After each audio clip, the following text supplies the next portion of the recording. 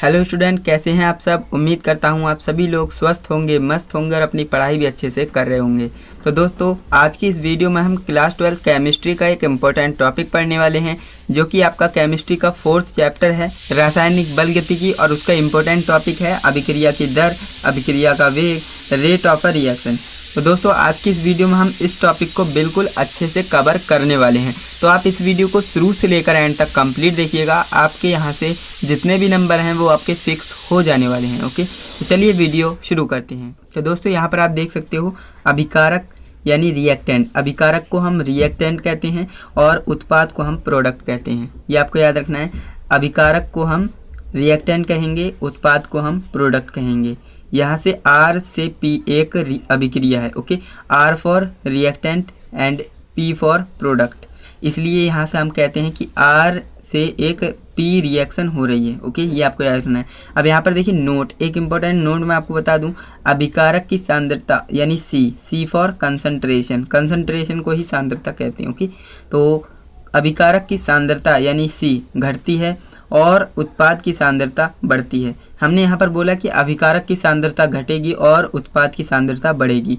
अब आप कहेंगे ऐसा कैसे, तो मैं आपको बोलूँगा ऐसा ऐसे होगा।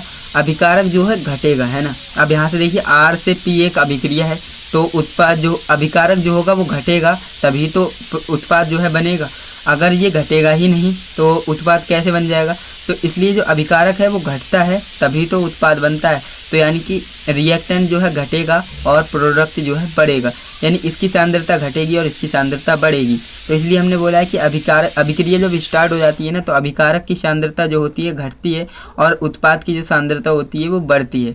ये आपको याद रखना है नोट में। और इसका काफ़ी ज़्यादा यूज़ होने वाला है किसमें, डेरिवेशन में। इस चैप्टर में 2 से 3 डेरिवेशन काफ़ी इंपॉर्टेंट होते हैं एंड वहाँ पर इस चीज़ का काफ़ी इंपॉर्टेंट रोल होने वाला है। ओके, तो इसलिए आपको बोल रहा हूँ, ये याद रखिएगा, ये काफ़ी इंपॉर्टेंट नोट है। ओके, तो यहाँ पर आप देखिए, अब हम पढ़ने वाले हैं अभिक्रिया की दर या फिर अभिक्रिया का वेग। आप दोनों में से कुछ भी कह सकते हैं। इंग्लिश में बोलेंगे rate of a reaction. Okay, तो इसकी अभिक्रिया की दर की परिभाषा क्या होगी, तो वो ये होगी, एकांक समय में अभिकारकों या उत्पाद की सांद्रता में जो परिवर्तन होता है उसे अभिक्रिया की दर या फिर वेग कहते हैं।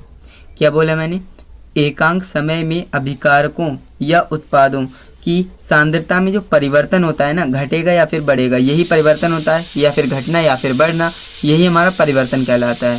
तो उस अभिक्रिया का दर या फिर वेग कहेंगे। एकांक समय में यानी कोई फिक्स टाइम होगा, उसमें अभिकारक या उत्पाद की जो सांद्रता होगी वो घटेगी बढ़ेगी, परिवर्तन होगा उसकी सांद्रता में, है ना। तो उसे हम क्या कहेंगे, अभिक्रिया की जो दर होती है या फिर अभिक्रिया का वेग, दोनों में से कुछ भी कह सकते हैं। ओके, तो यहाँ पर अब इसका फॉर्मूला निकल के आता है। फॉर्मूला इस तरह से निकल के आएगा, R फॉर, यहाँ पर आप ध्यान रखेंगे अभिक्रिया की दर जो होगी, रेट ऑफ अ रिएक्शन, उसे स्मॉल r से डिनोट करेंगे। ओके, तो small r is equal to delta C upon delta T।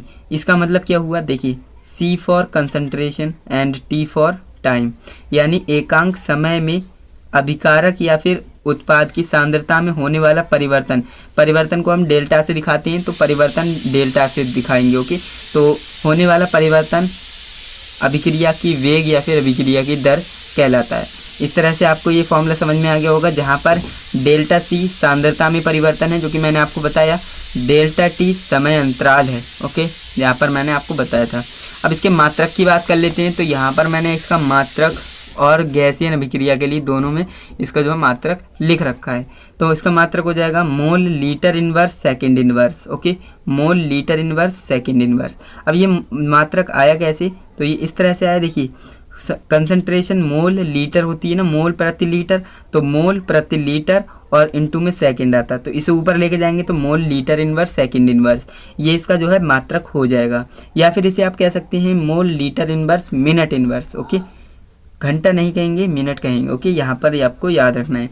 गैसीय अभिक्रिया के लिए हम कह सकते हैं कि एटमॉस्फेरिक प्रेशर जो होता है, ATM को एटमॉस्फेरिक प्रेशर कहते हैं कि ATM सेकंड इनवर्स या फिर ATM मिनट इनवर्स, इस तरह से आपका ये कॉन्सेप्ट क्लियर हो जाता है। आज की इस वीडियो में हमने जो है इस वाली रिएक्शन को सीखा है, अभिक्रिया की दर या फिर अभिक्रिया का वेग। आने वाली वीडियो में हम औसत दर, औसत वेग पढ़ने वाले हैं। काफ़ी इंपॉर्टेंट टॉपिक है वो भी, तो आप इसलिए आपको बोल रहा हूँ चैनल को सब्सक्राइब करके रखिए ताकि आप किसी भी लेक्चर को मिस ना कर सकें। तो चलिए दोस्तों, आज के लिए बस इतना ही। हाँ, वीडियो अच्छी लगी तो वीडियो को लाइक करके ही जाइएगा। चैनल पे नए हो, सब्सक्राइब नहीं किया है तो भाई सब्सक्राइब करके ही जाइएगा। ओके, तो हम मिलते हैं नेक्स्ट वीडियो में किसी नए इंटरेस्टिंग टॉपिक के साथ। तब तक के लिए जय हिंद, वंदे मातरम।